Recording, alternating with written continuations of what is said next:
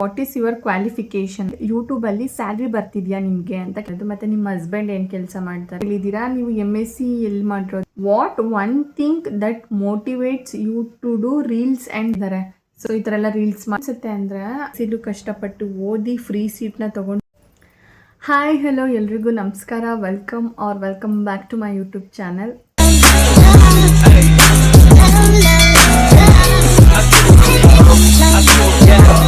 ನಾನು ತುಂಬ ದಿನದಿಂದ Q&A ಕ್ವಶನ್ ವಿಡಿಯೋ ಮಾಡಬೇಕು ಅಂತ ಅಂದ್ಕೊಂಡಿದ್ದೆ, ಬಟ್ ಮಾಡೋಕ್ಕಾಗಿರಲಿಲ್ಲ. ಅದಕ್ಕೆ ಇವಾಗ ಮಾಡ್ತಾಯಿದ್ದೀನಿ. ಇನ್ಸ್ಟಾಗ್ರಾಮಲ್ಲಿ ನಾನು ಸ್ಟೋರಿ ಹಾಕಿದ್ದೆ, ಏನಾದರೂ ಕ್ವಶನ್ಸ್ ಇದ್ದರೆ ಕೇಳಿ ಆನ್ಸರ್ ಮಾಡ್ತೀನಿ ಅಂತ. ಬಿಕಾಸ್ ನಾನು ಇದುವರೆಗೂ ನನ್ನ ವೀಡಿಯೋದಲ್ಲಿ ಒಂದು ಕ್ವಶನ್ ಆ್ಯಂಡ್ ಆನ್ಸರ್ ಥರ ವೀಡಿಯೋನೇ ಮಾಡಿಲ್ಲ, ಆ್ಯಂಡ್ ಇಂಟ್ರಡಕ್ಷನ್ ವೀಡಿಯೋ ಕೂಡ ಮಾಡಿಲ್ಲ. ಈ ಥರ ಕ್ವಶನ್ ಆ್ಯಂಡ್ ಆನ್ಸರ್ ಥರ ವೀಡಿಯೋಸ್ನ ಮಾಡಿದ್ರೆ ನಿಮಗೂ ಹೆಲ್ಪ್ ಆಗುತ್ತೆ.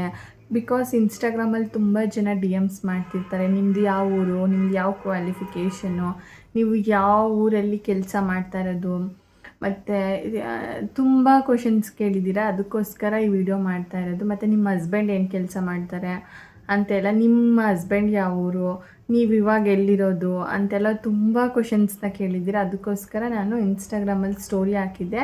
ಅಲ್ಲಿ ತುಂಬ ಕ್ವಶನ್ಸ್ ಕೇಳಿರೋದ್ರಿಂದ ಆನ್ಸರ್ ಮಾಡೋಣ ಅಂತ ಇವಾಗ ಎಲ್ಲನೂ ನೋಟ್ ಮಾಡಿ ಇಟ್ಕೊಂಡಿದ್ದೀನಿ.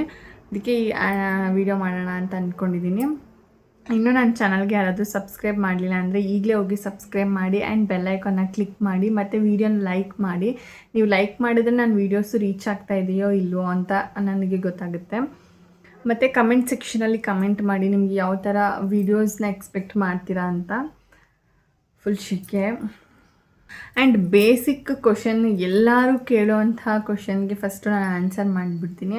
ಎಷ್ಟೊಂದು ಜನ ಕೇಳೋದು ನೀವು ಯಾವ ಊರು ಅಂತ ತುಂಬ ಕ್ವಶನ್ಸ್ ಕೇಳೋದು. ನಾನು ಯಾವಾಗ ರೀಲ್ಸ್ ಅಪ್ಲೋಡ್ ಮಾಡ್ತಿದ್ದೆ ಆವಾಗಲಿಂದನೂ ಅಷ್ಟೇ ತುಂಬ ಜನ ಕೇಳ್ತೀರಾ. ನಮ್ಮ ತಂದೆ ಊರು ಬಂದ್ಬಿಟ್ಟು ದೊಡ್ಡಕೊಪ್ಲು, KR ನಗರದಲ್ಲಿರುವಂಥ ಒಂದು ಹಳ್ಳಿ ದೊಡ್ಡಕೊಪ್ಲು. ನಾನು ಮದುವೆ ಆಗಿರೋದು, ನನ್ನ ಹಸ್ಬೆಂಡ್ ಊರು ಬಂದು ನಂಜನಗೂಡು. ಫ್ಯಾನ್ ಹಾಕ್ಕೊಂಡ್ರೆ ಸೌಂಡ್ ಕೇಳಲ್ಲ ಅಂದ್ಬಿಟ್ಟು ಫ್ಯಾನ್ ಹಾಕಿಲ್ಲ, ಫುಲ್ ಶೇಕೆ ಆಗ್ತಾಯಿದೆ. ಸೊ ಇವಾಗ ಕ್ವಶನ್ಗೆ ಆನ್ಸರ್ ಮಾಡೋಣ. ಫಸ್ಟು ನಾನು ಇದಕ್ಕೂ ಮುಂಚೆ ಅಂದರೆ ಒಂದು 2 months ಬ್ಯಾಕ್ ಅನಿಸುತ್ತೆ, ಆವಾಗಲೂ ನಾನು ಇನ್ಸ್ಟಾಗ್ರಾಮಲ್ಲಿ ಕ್ವಶನ್ಸ್ನ ಕೇಳಿ ನಾನು ಯೂಟ್ಯೂಬಲ್ಲಿ ಆನ್ಸರ್ ಮಾಡ್ತೀನಿ ಅಂತ ಕೇಳಿದ್ದೆ. ಬಟ್ ನಾನು ಅವಾಗ ಆನ್ಸರೇ ಮಾಡಿರಲಿಲ್ಲ. ಸೊ ಅದನ್ನು ಎಲ್ಲ ಸೇರಿ ಇವಾಗ ಆನ್ಸರ್ ಮಾಡೋಣ ಅಂತ ಅಂದ್ಕೊಂಡಿದ್ದೀನಿ. ಫಸ್ಟ್ ಕ್ವೆಶನ್ ಬಂದು ಅದು ವಾಟ್ ಈಸ್ ಯುವರ್ ಕ್ವಾಲಿಫಿಕೇಷನ್ ಅಂತ. ನನ್ನ ಕ್ವಾಲಿಫಿಕೇಷನ್ ಬಂದು ನಾನು MSc ಮಾಡಿದ್ದೀನಿ, ಮಾಸ್ಟರ್ಸ್ ಮಾಡಿದ್ದೀನಿ ಇನ್ ಝುವಾಲಜಿಲಿ, MSc ಇನ್ ಝುವಾಲಜಿಲಿ ಮಾಡಿರೋದು. ನೆಕ್ಸ್ಟ್ ಎಷ್ಟೊಂದು ಜನ ಕೇಳಿದ್ದೀರಾ ನೀವು MSc ಎಲ್ಲಿ ಮಾಡಿರೋದು ಅಂತ. ನಾನು MSc ಮಾಡಿರೋದು, MSc ನಂದು BSc ಎಲ್ಲ ನಾನು ಮೈಸೂರು ಮಹಾರಾಣಿ ಸೈನ್ಸ್ ಕಾಲೇಜಲ್ಲಿ ಮಾಡಿರೋದು. ಇದಕ್ಕೆ ಆನ್ಸರ್ ಸಿಕ್ತು ಅಂತ ಅಂದ್ಕೋತೀನಿ. ನೆಕ್ಸ್ಟು ವೀಣಾ ಅವ್ರು ಕೇಳಿರೋದು, ಸ್ವೀಟಿ ವೀಣಾ ಅವರು, ಇನ್ಸ್ಟಾ ಆ್ಯಂಡ್ ಯೂಟ್ಯೂಬಲ್ಲಿ ಸ್ಯಾಲ್ರಿ ಬರ್ತಿದೆಯಾ ನಿಮಗೆ ಅಂತ ಕೇಳಿದ್ದಾರೆ. ಯೂಟ್ಯೂಬಲ್ಲಿ ನನಗೆ ಯಾವುದೇ ಥರದ ಸ್ಯಾಲ್ರಿ ಅಂತ ಬರ್ತಾ ಇಲ್ಲ, ಅಂದರೆ ಮಂತ್ಲಿ ಇನ್ಕಮ್ ಅನ್ನೋದು ಬರ್ತಾ ಇಲ್ಲ. ಬಿಕಾಸ್ ಯೂಟ್ಯೂಬಲ್ಲಿ ಸ್ಯಾಲ್ರಿ ಬರಬೇಕು, ನಮ್ಗೆ ಅಮೌಂಟ್ ಬರಬೇಕು ಅಂದರೆ ನಮಗೆ ಮಾನಿಟೈಸೇಷನ್ ಆನ್ ಆಗಬೇಕು. ಹಂಗಾದ್ರೇ ನಮಗೆ ಯೂಟ್ಯೂಬಲ್ಲಿ ಅಮೌಂಟ್ ಬರೋದು. ಆ್ಯಂಡ್ ಇನ್ಸ್ಟಾಗ್ರಾಮಲ್ಲಿ ನನಗೆ ಪ್ರಮೋಷನ್ಸ್ ಬಂದಿದೆ, ಅದರಲ್ಲಿ ನನಗೆ ಅಮೌಂಟ್ ನಾನು ಅರ್ನ್ ಮಾಡಿದ್ದೀನಿ. ಅದರಲ್ಲಿ ನನಗೆ ಕೆಫೆದು ಪ್ರಮೋಷನ್ ಬಂದಿತ್ತು ನಮ್ಮ ನಂಜನಗೂಡಲ್ಲಿ. ನನಗೆ ಬಂದಿರೋಂತಹ ಪ್ರಮೋಷನ್ಸ್ ಎಲ್ಲ ನಂಜನಗೂಡವ್ರದ್ದೇ. ಕೆಫೆದು ಬಂದಿತ್ತು ಪ್ರಮೋಷನ್ನು.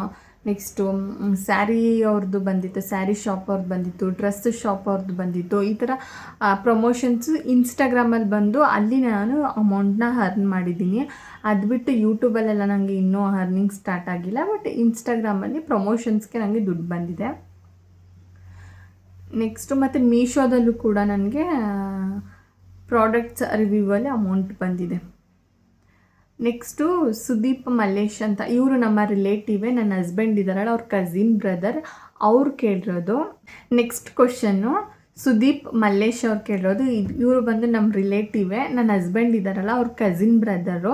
ಸೊ ನಮ್ಗೆ ತುಂಬ ಪರಿಚಯ ಇವ್ರು ಕೇಳಿರೋದು, what one thing that motivates you to do reels and vlogs ಅಂತ ಕೇಳಿದ್ದಾರೆ. ನನಗೆ ರೀಲ್ಸ್ ಮಾಡಬೇಕು, ವ್ಲಾಗ್ಸ್ ಮಾಡಬೇಕು ಅಂತ ಇವಾಗಿಂದ ಇಷ್ಟ ಅಲ್ಲ. ನನ್ನ ಮದುವೆ ಆದಾಗಿಂದ ಅಲ್ಲ, ನಾನು MSc ಇದ್ನಲ್ಲ ಆವಾಗಲಿಂದನೂ ಕೂಡ ನಾನು ಯೂಟ್ಯೂಬ್ನ ಮಾಡ್ತಾಯಿದ್ದೀನಿ. ಅದು ನಮ್ಮ ರಿಲೇಟಿವ್ಸ್ಗಾಗಿರ್ಬೋದು, ಇಲ್ಲ ಕೆಲವೊಬ್ರಿಗೆ ಗೊತ್ತಿರಲಿಲ್ಲ, ಇವಾಗ ಗೊತ್ತಾಗ್ತಿರೋದು. ಮತ್ತು ನನಗೆ ಯಾಕೆ ಎಲ್ಲಿಂದ ಮೋಟಿವೇಟ್ ಸಿಕ್ತು, ಯಾಕೆ ನನಗೆ ರೀಲ್ಸು ವ್ಲಾಗ್ಸ್ ಮಾಡೋದಕ್ಕೆ ಇಷ್ಟ ಅಂತ ಅಂದರೆ, ಅಫ್ಕೋರ್ಸ್ ಬೇರೆಯವ್ರನ್ನ ನೋಡಿದ್ರೆ ನಮಗೂ ವೀಡಿಯೋಸ್ನ ಮಾಡಬೇಕು, ನಾವು ಈ ಥರ ರೀಲ್ಸ್ನ ಮಾಡಬೇಕು ಅಂತ ಇಷ್ಟ ಆಗುತ್ತೆ. ನನಗೆ BSc ಇಂದನೂ ತುಂಬ ಇಷ್ಟ ಇತ್ತು. ಆ್ಯಂಡ್ ಇನ್ನೊಂದು ಏನು ಅಂದರೆ, ನಾನು ಸೆಕೆಂಡ್ PUC ಓದ್ತಾ ಇದ್ದೆ ಅಲ್ವಾ, ಸೆಕೆಂಡ್ PUC ರಿಸಲ್ಟ್ ಎಲ್ಲ ಬಂದಮೇಲೆ ನನಗೆ BSc ಮಾಡಬೇಕು, ನಾನು MSc ಮಾಡಬೇಕು ಅಂತ ನನಗೆ ಇಷ್ಟ ಇರಲಿಲ್ಲ. ನನಗೆ ಬೇರೆ ಈ ಥರ ರೀಲ್ಸ್ ಮಾಡೋದು, ಅವಾಗೆಲ್ಲ ಟಿಕ್ಟಾಕ್ ಎಲ್ಲ ಫೇಮಸ್ ಇತ್ತಲ್ವ, ಅದೆಲ್ಲ ಮಾಡೋಕ್ಕೆ ನಂಗೆ ತುಂಬ ಇಷ್ಟ ಇತ್ತು. ಯಾಕಂದರೆ ಬೇರೆಯವ್ರನ್ನೆಲ್ಲ ನೋಡ್ತಾ ಇದ್ದೆ ಅಲ್ವಾ, ಬೇರೆಯವ್ರನ್ನೆಲ್ಲ ನೋಡಿದಾಗ ನಮಗೂ ಮಾಡಬೇಕು ಅಂತ ಅನಿಸುತ್ತೆ. ಆ ಥರ ತುಂಬ ಇಷ್ಟ ಆಯಿತು. ಬಟ್ ನನಗೆ ಯಾರೂ ಅವಾಗ ಸಪೋರ್ಟ್ ಮಾಡ್ತಾ ಇರಲಿಲ್ಲ, ಅದಕ್ಕೋಸ್ಕರ ನಾನು ಅವಾಗ ಮಾಡಲಿಲ್ಲ. ಆ್ಯಸ್ ಯೂಶ್ವಲ್ BScಗೆ ಸೇರಿಕೊಂಡೆ, MScಗೆ ಸೇರಿಕೊಂಡೆ. MScಲಿದ್ದಾಗ ನಾನು ಯೂಟ್ಯೂಬಲ್ಲಿ ವೀಡಿಯೋಸ್ನ ಮಾಡೋಕ್ಕೆ ಸ್ಟಾರ್ಟ್ ಮಾಡಿದೆ. ಬಟ್ ಯಾರಿಗೂ ಗೊತ್ತಿರಲಿಲ್ಲ ಅಷ್ಟೇ, ನನ್ನ ಕಾಲೇಜ್ ಫ್ರೆಂಡ್ಸ್ಗೆಲ್ಲ ಗೊತ್ತಿತ್ತು.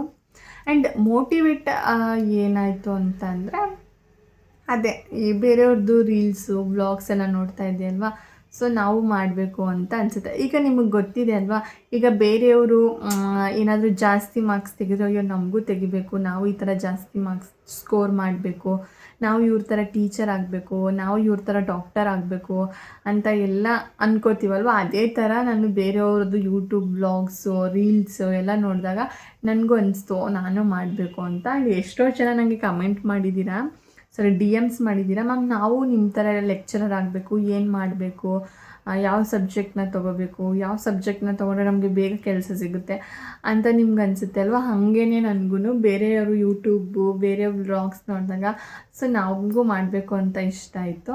ಸೊ ಅಂದರೆ ಬೇರೆಯವ್ರನ್ನ ನೋಡಿಬಿಟ್ಟು ನನಗೂ ಇಷ್ಟ ಆಗಿದ್ದು ವ್ಲಾಗ್ಸ್ ಮಾಡಬೇಕು, ವೀಡಿಯೋಸ್ ಮಾಡಬೇಕು ಅಂತ. ಆ್ಯಂಡ್ ಇನ್ನೊಂದೇನೆಂದರೆ, ನನಗೆ ಆ್ಯಕ್ಟಿಂಗ್ ಫೀಲ್ಡ್ ಅಂದರೆ ತುಂಬ ಇಷ್ಟ ಮೊದಲಿಂದನೂ ಅಷ್ಟೇ. ನಾನು ಸ್ಕೂಲ್ಗೆ ಹೋಗ್ತಾ ಇದ್ದಾಗ, ಇಲ್ಲ ಕಾಲೇಜಲ್ಲಿ ಹೋಗ್ತಾ ಇದ್ದಾಗ ತುಂಬ ಇಷ್ಟ ಆಯಿತು ನನಗೆ ಆ್ಯಕ್ಟಿಂಗ್ ಫೀಲ್ಡೆಲ್ಲ. ಬಟ್ ಅದು ಯಾರೂ ಸಪೋರ್ಟ್ ಮಾಡೋರು ಇರಲಿಲ್ಲ, ಅದಕ್ಕೆ ನಾನು ಮಾಡಿರಲಿಲ್ಲ. ಆ್ಯಂಡ್ ಇನ್ನೊಂದೇನು ಅಂದರೆ, ಇವ್ರು ಕೇಳಿದ್ದಾರೆ ಅಲ್ವಾ, ಮೋಟಿವೇಟ್ಸ್ ಅಂದರೆ what one thing that motivates you do reels and vlogs ಅಂತ. ನನಗೆ ಈಗ ರೀಸೆಂಟಾಗಿ ಏನಾಗಿತ್ತು ಅಂದರೆ, ನಂದು ಇನ್ಸ್ಟಾಗ್ರಾಮಲ್ಲಿ ನಾನು ವೀಡಿಯೋಸ್ ಮಾಡೋದು, ಯೂಟ್ಯೂಬಲ್ಲಿ ವೀಡಿಯೋಸ್ ಮಾಡೋದನ್ನ ಕೆಲವೊಬ್ಬರು ನಮ್ಮ ರಿಲೇಟಿವ್ಸು ಈ ಥರ ಎಲ್ಲ ಮಾಡಬೇಕಾ, ಇದರಿಂದ ಸಂಪಾದನೆ ಮಾಡಬೇಕಾ ಅಂತೆಲ್ಲ ಹೇಳಿದ್ದಾರೆ. ಒಂದು ಏನು ಹೇಳಬೇಕು ಅಂದರೆ, ಇದರಿಂದ ನಾನೇನು ಸಂಪಾದನೆ ಅಂತೂ ಮಾಡ್ತಾಯಿಲ್ಲ, ಇದರಿಂದ ನಾನು ಈ ಥರ ರೀಲ್ಸ್ ಮಾಡಿ ವೀಡಿಯೋಸ್ನ ಮಾಡಿ ನನ್ನ ಹಸ್ಬೆಂಡ್ಗೆ ನಾನು ದುಡ್ಡು ಕೊಡ್ತಾಯಿಲ್ಲ. ಇದು ನನಗೆ ನನ್ನ ಪ್ಯಾಷನ್ ಇದು, ಅದಕ್ಕೋಸ್ಕರ ನಾನು ವೀಡಿಯೋಸ್ನ ಮಾಡ್ತಾಯಿದ್ದೆ. ಬಟ್ ಕೆಲವರು ನಮ್ಮ ರಿಲೇಟಿವ್ಸ್ ಏನಂತ ಈ ಥರ ಎಲ್ಲ ವೀಡಿಯೋಸ್ನ ಮಾಡಬೇಕಾ, ಈ ಥರ ಎಲ್ಲ ವೀಡಿಯೋಸ್ನ ಮಾಡಿ ಸಂಪಾದನೆ ಮಾಡಬೇಕಾ, ಯಾರೂ ಮಾಡೋದೇ ಇಲ್ಲ ನಮ್ಮ ಫ್ಯಾಮಿಲಿ, ಇವ್ರು ಮಾತ್ರ ಮಾಡಬೇಕಾ ಅಂತೆಲ್ಲ ಹೇಳಿದ್ದಾರೆ. ಅದೇ ನನಗೆ ಮೋಟಿವೇಶನ್ನು. ಇದರೆಲ್ಲ ಹೇಳ್ತಾರೆ ಅಲ್ವಾ, ಅದೇ ನನಗೆ ಮೋಟಿವೇಶನ್ ಅಂತ ಹೇಳ್ಬೋದು. ಇವ್ರು ಈ ಥರ ಎಲ್ಲ ಹೇಳ್ತಾರಲ್ವ, ಇದರಲ್ಲಿ ಏನಾದರೂ ಒಂದು ಅಚೀವ್ ಮಾಡಲೇಬೇಕು, ಈ ವೀಡಿಯೋಸು ವೀಡಿಯೋಸ್ನ ಮಾಡಿ, ಕಂಟೆಂಟ್ ವೀಡಿಯೋಸ್ನ ಮಾಡಿ ಒಳ್ಳೆ ರೀತಿಲಿ ಜನಗಳಿಗೆ ನಾನು ಇನ್ಸ್ಪೈರ್ ಆಗಬೇಕು ಅನ್ನೋದೇ ನನಗೆ ಮೋಟಿವೇಶನ್ನು. ಬಿಕಾಸ್ ಅವ್ರಿಗೆ ಅವ್ರು ಹೇಳಿದ್ರು ಅಂತ ನಾನೀಗ ವೀಡಿಯೋಸ್ನ ಮತ್ತು ವ್ಲಾಗ್ಸ್ನ ಮಾಡೋದು ಸ್ಟಾಪ್ ಮಾಡಿಬಿಟ್ರೆ ಅವ್ರದ್ದೇ ಸರಿ ಅನಿಸ್ಬಿಡುತ್ತೆ ಅಲ್ವಾ. ಇವಾಗ ನಾವೇನೂ ತಪ್ಪು ಕೆಲಸ ಅಂತೂ ಮಾಡ್ತಿಲ್ಲ. ಆ್ಯಂಡ್ ಮೋರೋವರ್ ಏನು ಅಂದರೆ, ನಾನು ಓದಿದೆ, ಕೆಲಸ ತೊಗೊಳ್ದೆ, ಬಂದು ಕೂತ್ಕೊಂಡು ವೀಡಿಯೋಸ್ ಅಂತೂ ಮಾಡ್ತಿಲ್ಲ, ಮನೇಲಿ ಖಾಲಿ ಕೂತ್ಕೊಂಡು ವೀಡಿಯೋಸ್ ಅಂತೂ ಮಾಡ್ತಿರಲಿಲ್ಲ. ನಾನು MSc ಓದಿದ್ದೀನಿ, MSc ಫ್ರೀ ಸೀಟ್ ತೊಗೊಂಡಿದ್ದೀನಿ. ಯಾವುದೇ ಥರದ ಲಕ್ಷ ಕೊಟ್ಟು ಖರ್ಚು ಮಾಡಿ ಅಂತೂ ನಾನು ಓದಿಲ್ಲ. BScಲಿ ಕಷ್ಟಪಟ್ಟು ಓದಿ, MScಲೂ ಕಷ್ಟಪಟ್ಟು ಓದಿ ಫ್ರೀ ಸೀಟ್ನ ತೊಗೊಂಡು ನಾನು MScನ ಮಾಡಿರೋದು. ಆ್ಯಂಡ್ MSc ಮುಗಿದು ಒಂದು ತಿಂಗಳು ಆಗಿರಲಿಲ್ಲ, ಒಂದು ತಿಂಗಳು ಯಾಕೆ 15 ಡೇಸು ಆಗಿರಲಿಲ್ಲ, ನಾನು ಅಷ್ಟು ಬೇಗ ಕೆಲಸನ ತೊಗೊಂಡೆ ಮೈಸೂರಲ್ಲಿ. ಯಾರ್ದು ಸಪೋರ್ಟ್ ಇಲ್ಲದೆ ನನ್ನ ಫ್ರೆಂಡು ಸಜೆಸ್ಟ್ ಮಾಡಿ ನಾನು ಒಬ್ಬಳೇ ಹೋಗಿ ಇಂಟರ್ವ್ಯೂ ಅಟೆಂಡ್ ಮಾಡಿ ನಾನು ಕೆಲಸನ ತೊಗೊಂಡಿದ್ದೀನಿ. ನಾನೇನು ಓದಿದೆ, ಕೆಲಸ ತೊಗೊಳ್ದೆ ಬಂದು ನಾನಿಲ್ಲಿ ವೀಡಿಯೋಸ್ನ ಮಾಡ್ತಿಲ್ಲ. ನಾನು ಏನೇನು ಸ್ಟೆಪ್ ಬೈ ಸ್ಟೆಪ್ನ ಮಾಡಬೇಕು ಅದನ್ನೆಲ್ಲ ಮಾಡಿನೇ ನಾನು ಈ ಥರ ಎಲ್ಲ ವೀಡಿಯೋಸ್ನ ಮಾಡ್ತಾ ಇರೋದು. ಸೊ ಅದೇ ನನಗೆ ಒಂದು ಮೋಟಿವೇಶನ್ನು. ಇವ್ರು ಕೇಳಿದಾರಲ್ಲ, ಬಟ್ ಇವರು ನನಗೆ ತುಂಬ ಪಾಸಿಟಿವ್ ಆಗಿ ಕಮೆಂಟ್ಸ್ನ ಮಾಡ್ತಾಯಿದ್ರು ನಾನು ಸ್ಟಾರ್ಟಿಂಗು ರೀಲ್ಸು ವೀಡಿಯೋಸ್ ಎಲ್ಲ ಮಾಡಬೇಕಾದ್ರೆ. ಆ್ಯಂಡ್ ಇವ್ರ ತಂಗಿನೂ ಕೂಡ ವೀಡಿಯೋಸ್ನ ಮಾಡ್ತಾರೆ, ಇವಾಗ ಸ್ಟಾರ್ಟ್ ಮಾಡಿರೋದು ಇವರು. ಅದೇ ಅಣ್ಣ ವಾಟ್ ಒನ್ ಥಿಂಗ್ ಅಂದರೆ ಇದೇ ಮೋಟಿವೇಶನ್ ಆಗಿ ಸಿಕ್ಕಿದ್ದು. ಬಟ್ ಇದು ಮೋಟಿವೇಟ್ ಆಗಿದ್ದು ನನಗೆ ಇವಾಗ ಮೋಟಿವೇಶನ್ ಆಗಿ ಇವಾಗ ತೊಗೊಂಡಿರೋದು, ಮೋಟಿವೇಟ್ ಮಾಡ್ಕೊಂಡಿರೋದು. ನಾನೆಲ್ಲ ವೀಡಿಯೋಸ್ ಮಾಡಲೇಬೇಕು, ರೀಲ್ಸ್ ಮಾಡಲೇಬೇಕು, ಚೆನ್ನಾಗಿರೋ ಕಂಟೆಂಟ್ನ ಮಾಡಬೇಕು, ಒಳ್ಳೆ ರೀತಿಲಿ ವೀಡಿಯೋಸ್ನ ಮಾಡಬೇಕು ಅಂತ ಇವಾಗ ನಮ್ಮ ಕೆಲವೊಬ್ಬರು ರಿಲೇಟಿವ್ಸಿಂದ ಅಂದ್ಕೊಂಡಿದ್ದೀನಿ ವೀಡಿಯೋಸ್ನ ಮಾಡಬೇಕು ಅಂತ. ಯಾಕಂದರೆ ತುಂಬ ಜನ ನನಗೆ ಟ್ರಿಗರ್ ಮಾಡಿಬಿಟ್ಟಿದ್ದಾರೆ ಈ ಥರ ಎಲ್ಲ ವೀಡಿಯೋಸ್ ಮಾಡ್ತಾಳೆ ಅಂತ. ಬಟ್ ಇದು ಮೋಟಿವೇಟ್ ಆಗಿ ಮಾಡಿದ್ದಾರೆ, ನನ್ನ ಪ್ಯಾಷನ್ನಾಗಿ ನಂಗೆ ಇಷ್ಟ ಆಗಿ ಮಾಡಿದ್ದು, ಸ್ಟಾರ್ಟ್ ಮಾಡಿದ್ದು. ಬಟ್ ಇವಾಗ ತುಂಬ ಮೋಟಿವೇಟ್ ಮಾಡ್ಕೊಬಿಟ್ಟಿದ್ದೀನಿ, ಇಲ್ಲ ರೀಲ್ಸ್ ಮಾಡಬೇಕು, ಒಳ್ಳೊಳ್ಳೆ ಕಂಟೆಂಟ್ಸ್ನ ಕೊಡಬೇಕು, ವೀಡಿಯೋಸ್ನ ಮಾಡಬೇಕು ಅಂತ.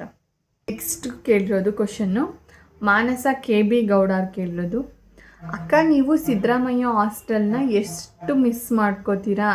ನಾನು ಅದೇ ಹಾಸ್ಟೆಲಲ್ಲಿ ನಿಮ್ಮನ್ನ ನೋಡಿದ್ದೆ, ನಾನು ಅದೇ ಹಾಸ್ಟೆಲಲ್ಲಿ ನಿಮ್ಮನ್ನ ನೋಡಿದ್ದೆ ಅಂತ ಕೇಳಿದ್ದಾರೆ ಮಾನಸ ಅವರು. ಸಿದ್ದರಾಮಯ್ಯ ಹಾಸ್ಟೆಲು ತುಂಬ ಸ್ಪೆಷಲ್ ನನಗೆ, ಬಿಕಾಸ್ ನಾನು ಅಲ್ಲಿ 5 ವರ್ಷ ಇದ್ದೀನಿ ಹಾಸ್ಟೆಲಲ್ಲಿ. ತುಂಬ ಸ್ಪೆಷಲ್ ನನಗೆ ಸಿದ್ದರಾಮಯ್ಯ ಹಾಸ್ಟೆಲು. ಎಷ್ಟು ಮೆಮೊರೀಸ್ ಇದೆ ಆ ಹಾಸ್ಟೆಲಲ್ಲಿ ಅಂದರೆ ಇವಾಗ ನೆನೆಸ್ಕೊಂಡ್ರೂ ಒಂದು ಸ್ವಲ್ಪ ಬೇಜಾರಾಗುತ್ತೆ, ಅಯ್ಯೋ ಇರಬೇಕಿತ್ತು ನಾವು ಹಾಸ್ಟೆಲಲ್ಲಿ ಅಂತ. 5 ವರ್ಷ ಇದ್ದಿದ್ದು ನಾನು ಹಾಸ್ಟೆಲಲ್ಲಿ. BScನೂ ನಾನು ಅದೇ ಹಾಸ್ಟೆಲಲ್ಲಿ ಓದಿದ್ದು, MScನೂ ಅದೇ ಹಾಸ್ಟೆಲಲ್ಲಿ ಓದಿದ್ದು. BSc 3 ವರ್ಷ, MSc 2 ವರ್ಷ, 5 ವರ್ಷ ಆ ಹಾಸ್ಟೆಲಲ್ಲಿ ಕಳೆದಿದ್ದೀನಿ ನಾನು. ತುಂಬ ಮೆಮೊರೀಸ್ ಇದೆ ಆ್ಯಂಡ್ ತುಂಬ ಒಳ್ಳೆ ಹಾಸ್ಟೆಲ್ ಅದು. ತುಂಬ ಸೆಕ್ಯೂರಿಟಿ ಇರುತ್ತೆ ಹುಡುಗಿರಿಗೆ. ತುಂಬ ಮಿಸ್ ಮಾಡ್ಕೋತೀನಿ. ಯಾರೋ ಕವನ ಅವರ ಕೇಳಿರೋದು ಮಾನಸ ಅವ್ರಿಗೆ ತುಂಬ ಮಿಸ್ ಮಾಡ್ಕೋತೀನಿ. ನೀವು ಏನಾದರೂ ಹಾಸ್ಟೆಲಲ್ಲಿ ಇನ್ನೂ ಇದ್ದರೆ ಎಂಜಾಯ್ ಮಾಡಿ, ಆ ಕ್ಷಣನ ನೀವು ಎಂಜಾಯ್ ಮಾಡಿ. ಬಿಕಾಸ್ ನಾವು ಈಗ ಹಾಸ್ಟೆಲ್ನ ಬಿಟ್ಟು ಬಂದಿದ್ದೀವಲ್ವ, ಇವಾಗ ಬೇಜಾರಾಗುತ್ತೆ ನಮ್ಮ ರೂಮ್ಮೇಟ್ಸ್ನ ನೆನೆಸ್ಕೊಂಡ್ರೆ. ಆ್ಯಂಡ್ ತುಂಬ ತುಂಬ ಮೆಮೊರೀಸ್ ಇದೆ ಅಲ್ಲಿ. ಅಲ್ಲಿ ಹೆಂಗಿತ್ತು ಅಂದರೆ 7:15 ಅನಿಸುತ್ತೆ ಊಟಕ್ಕೆ ಬೆಲ್ ಮಾಡ್ತಾಯಿದ್ದಿದ್ದು. ಊಟಕ್ಕೆ ಹೋಗ್ತಾ ಇದ್ದಿದ್ದು, ನಮಗೆ ಪ್ರೇಯರ್ ಇರ್ತಾಯಿತ್ತು, ಊಟಕ್ಕೂ ಮುಂಚೆ ಪ್ರೇಯರ್ ಇರ್ತಾಯಿತ್ತು. ಪ್ರೇಯರು ಮತ್ತು ನಮ್ಮ ಆ ಸಿದ್ದರಾಮಯ್ಯ ಹಾಸ್ಟೆಲ್ ಇದೆಯಲ್ಲ, ಎಷ್ಟು ಕ್ಲೀನಾಗಿ ಇಟ್ಕೋತಾಯಿದ್ರು. ನಮಗೆ ಅಲ್ಲಿದ್ದಾಗ ಅದ್ರ ಬೆಲೆ ಗೊತ್ತಾಗ್ತಾ ಇರಲಿಲ್ಲ. ಬಟ್ ಇವಾಗ ಅನಿಸುತ್ತೆ ಹಾಸ್ಟೆಲ್ ಎಷ್ಟು ಚೆನ್ನಾಗಿತ್ತು ಅಲ್ವಾ ಅಂತ. ತುಂಬ ಮಿಸ್ ಮಾಡ್ಕೋತೀನಿ. ನೀವು ಏನಾದರೂ ಹಾಸ್ಟೆಲಲ್ಲಿ ಇನ್ನಿದ್ರೆ ಎಂಜಾಯ್ ಮಾಡಿ.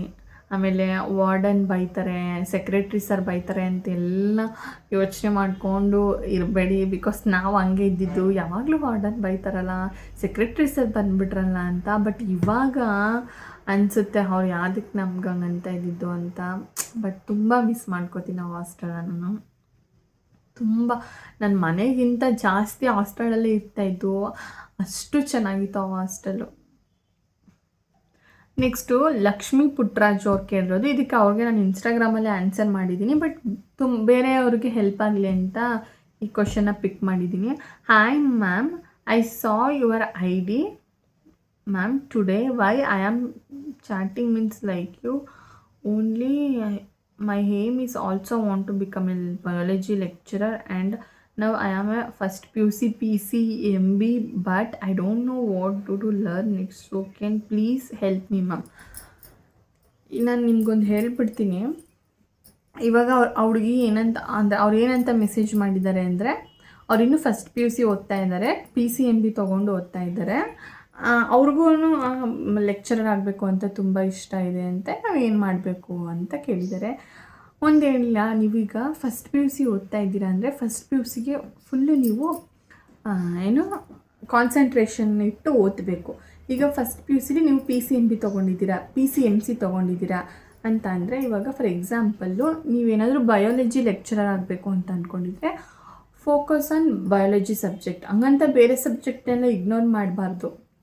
ಯಾವುದು ನಿಮ್ಗೆ ಇಷ್ಟ ಇರುತ್ತೆ ಗೊತ್ತಾಗುತ್ತಲ್ಲೋ ಅದಕ್ಕೆ ಸ್ವಲ್ಪ ಕಾನ್ಸಂಟ್ರೇಷನ್ನ ಜಾಸ್ತಿ ಕೊಟ್ಟು ಮಿಕ್ಕಿದ ಸಬ್ಜೆಕ್ಟ್ನ ಓದಿ. ಫಸ್ಟು ನೀವು ಫಸ್ಟು PUCನ ಮುಗಿಸಿ. ನೀವು ತುಂಬ ಯೋಚನೆ ಮಾಡಬಾರ್ದು.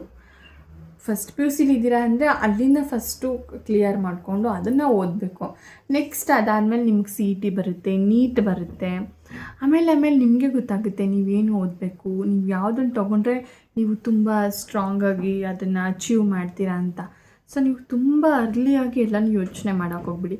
ಫಸ್ಟ್ ಪಿ ಯು ಸಿ ಓದ್ತಾ ಇದ್ದೀರಾ, ಸೆಕೆಂಡ್ ಪಿ ಯು ಸಿಗೆ ಕಾನ್ಸಂಟ್ರೇಟ್ ಮಾಡಿ. ನೀವು ಕಾನ್ಸಂಟ್ರೇಟ್ ಮಾಡಿದ ತಕ್ಷಣ ಸೆಕೆಂಡ್ ಪಿ ಯು ಸಿ ಮುಗಿದ ತಕ್ಷಣ ನಿಮಗೆ ಗೊತ್ತಾಗುತ್ತೆ ನೀವೇನು ಮಾಡಬೇಕು ಅಂತ. ಸೊ ಫಸ್ಟು ಯಾವ ಸ್ಟೇಜಲ್ಲಿದ್ದೀರಾ ಅದನ್ನು ಫಸ್ಟು ನೀವು ಕ್ಲಿಯರಾಗಿ ಓದ್ಕೊಳ್ಳಿ, ಚೆನ್ನಾಗಿ ಓದ್ಕೊಳ್ಳಿ. And second P U C ಬೇರೆ ಅಂತೀರಾ, ಕಾನ್ಸಂಟ್ರೇಟ್ ಮಾಡಿ, ಎಲ್ಲ ಸಬ್ಜೆಕ್ಟ್ಗೂ ಕಾನ್ಸಂಟ್ರೇಟ್ ಮಾಡಿ. ಅದಾದಮೇಲೆ ಪಿ ಯು ಸಿ ಆದಮೇಲೆ ನೀವು ಡಿಗ್ರಿಯಲ್ಲಿ ಯಾವ ಸಬ್ಜೆಕ್ಟ್ ನಿಮ್ಗೆ ಇಷ್ಟ ಇರುತ್ತೆ ಆ ಸಬ್ಜೆಕ್ಟ್ನ ಪಿಕ್ ಮಾಡ್ಕೊಳ್ಳಿ.